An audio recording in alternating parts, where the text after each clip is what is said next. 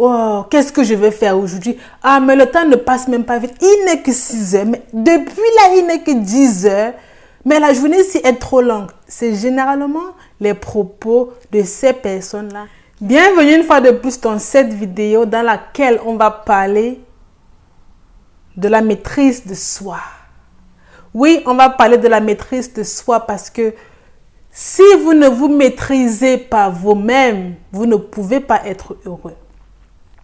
Et cela passe par le premier point qui consiste à accepter ses émotions, accepter quand l'on se sent mal, accepter qu'on est triste, accepter qu'on a passé une mauvaise journée, accepter qu'on a échoué à des examens, accepter de pleurer. Oui. Tout ce qui résiste persiste. Tout ce qui résiste persiste. Donc, pour être maître de soi, vous devez accepter que vous êtes stressé. Vous devez accepter que vous êtes triste parce que uniquement quand vous aurez accepté ces émotions négatives qui vous traversent là, vous allez propager du bonheur. Une fois que vous allez aimer ces émotions négatives-là, une fois que vous allez aimer les conséquences que cela a produit dans votre vie, une fois que vous allez aimer le fait d'avoir pleuré, une fois que vous allez accepter que oui, je suis triste, oui, je suis peinée, oui, actuellement je suis malheureuse, oui, actuellement je déprime, une fois et seulement une fois, quand vous l'aurez accepté, vous allez lâcher prise. Parce qu'une fois que vous acceptez une situation, vous embrassez cette situation-là, vous vous adonnez à cette situation-là. Ce qui veut dire que vous aimez cela. Vous aimez le fait que vous avez été triste. Vous aimez le fait que vous avez déprimé. Vous aimez le fait que vous avez été malheureux. Parce que c'est grâce à ça que vous êtes qui vous êtes aujourd'hui. C'est grâce à ça que vous avancez. Parce que ça fait partie de l'apprentissage. Tout ça, ce sont des opportunités d'apprentissage. Une fois que vous aimez cela, vous propagez uniquement du bonheur. Parce que l'amour, c'est le plus grand des pouvoirs. Vous ne pouvez pas être amoureux et propager de la tristesse. Non.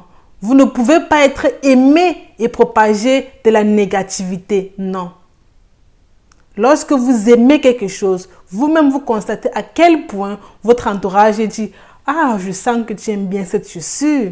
Ah, je sens bien que tu aimes bien cette activité. » Parce qu'ils voient le sourire, ils voient que vous êtes un être rayonnant lorsque, par exemple, vous portez cette chaussure-là ou bien lorsque, par exemple, vous faites cette activité qui vous procure du bonheur. Pour être maître de soi, vous devez bien gérer votre temps. Pour bien gérer votre temps, vous devez d'abord connaître vos priorités à vous, pas les priorités des autres.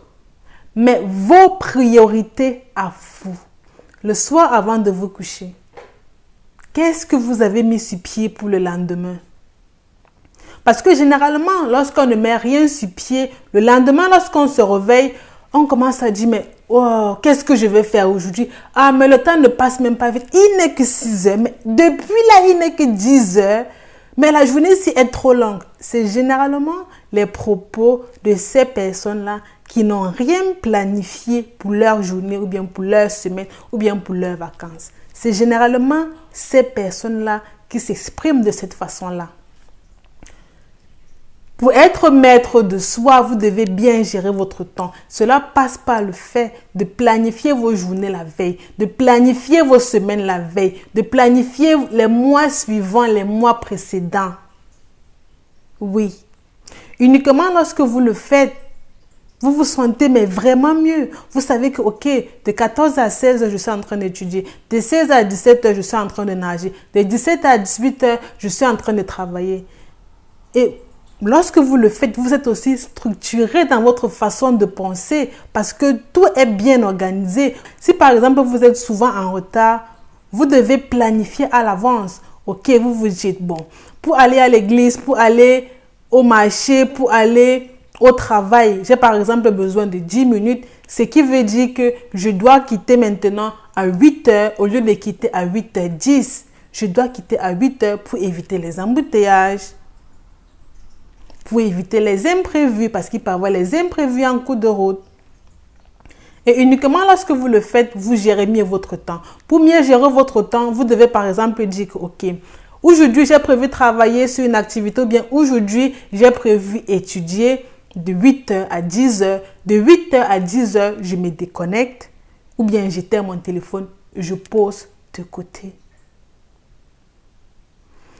Ou à défaut, je mets mon téléphone sur silencieux. Je désactive toutes ces applications-là qui vont me distraire. Pour mieux gérer votre temps, vous devez par exemple planifier en attribuant des horaires spécifiques aux tâches spécifiques. Vous ne pouvez pas simplement dire que demain je vais faire du sport. Non. À quelle heure? Où? Quand? Comment? Avec quel instrument? C'est toutes ces questions-là que vous devez vous poser. Parce que si demain, par exemple, vous dites, demain, je prépare. Demain, je prépare de 16h à 18h. Si c'est à 16h-là que vous voulez aller faire le marché, rien ne prouve qu'à 18h, vous aurez fini. Si c'est à 16h-là que vous allez commencer à réfléchir sur ce que vous allez préparer, rien ne prouve qu'à 18h, vous aurez fini. Il y a de fortes chances qu'à 19h, 20h, vous soyez encore à la cuisine. Donc, gérez bien votre temps et de cette façon-là, vous serez maître de vous. Pour être maître de soi, vous devez pratiquer la visualisation positive. Cette idée-ci, je vais clairement et pleinement la développer dans une prochaine vidéo, sinon cette vidéo sera beaucoup trop longue.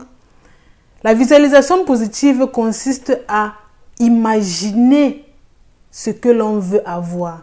Si par exemple vous rêvez d'une grande maison, si par exemple vous rêvez d'avoir des journées toujours belles, vous devez visualiser cela. Lorsqu'on dit visualiser, on ne dit pas uniquement s'imaginer, mais aussi le vivre pleinement.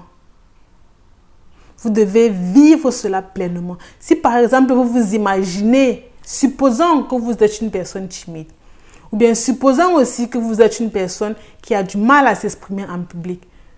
Et lorsque vous visualisez, vous visualisez en étant cette personne-là qui n'a pas peur de parler en public, par exemple.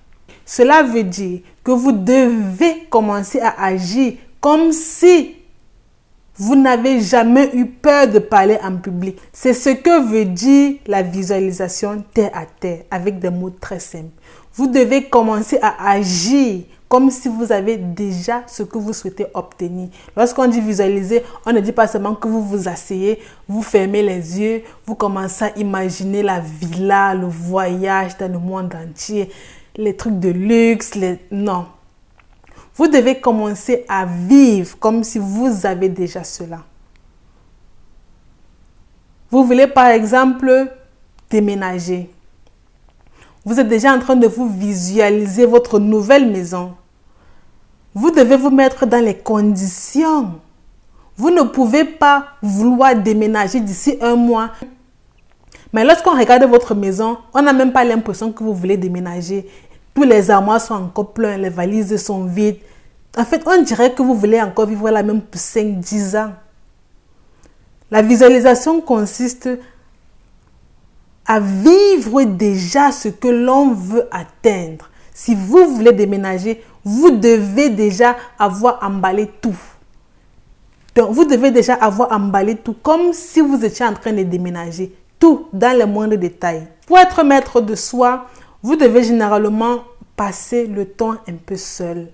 Le temps, par exemple, pour méditer, le temps pour se reconcentrer sur vous, le temps pour calmer votre esprit, votre impulsivité, votre air colérique. Vous devez prendre le temps pour vous ressourcer, le temps pour voir où est-ce que vous vous situez actuellement dans votre vie, le temps pour voir est-ce que tout ce qui se passe dans votre vie actuellement vont en accord avec vos attentes. Vous devez prendre le temps de voir est-ce que vous êtes heureux, est-ce que vous avez des regrets à la fin de la journée, qu'est-ce que vous voulez avoir atteint à la fin de votre vie. Pour être maître de vous, vous devez avoir ce temps-là pour vous parce que uniquement lorsque vous avez ce temps-là pour vous, loin des autres, vous ne serez pas influencé de un par les autres et de deux, vous aurez la pleine conscience de réfléchir calmement, posément, avec un esprit libre.